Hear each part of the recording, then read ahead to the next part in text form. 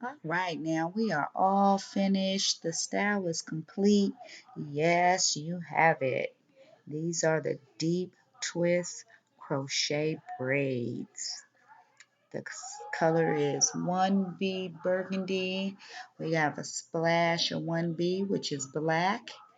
And yes, it is slayed. She has a shoulder length. My client didn't want a short part, so she has a long part here on the left side. As you can see, we have her baby hair out. It's nice and full. She can pull it up in a ponytail as well. Yes, this style is slayed. Again, this is Tees Braids and Weaves.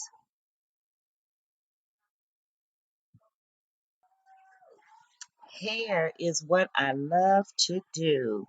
Yes, again, this style is very easy to maintain. You can wear it in multiple styles. You can wear it down, you can wear it up in a ponytail.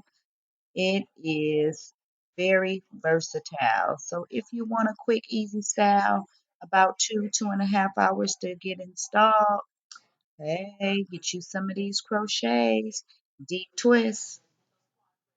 Again, subscribe to my channel if you haven't already done so. And thank you all who have already subscribed.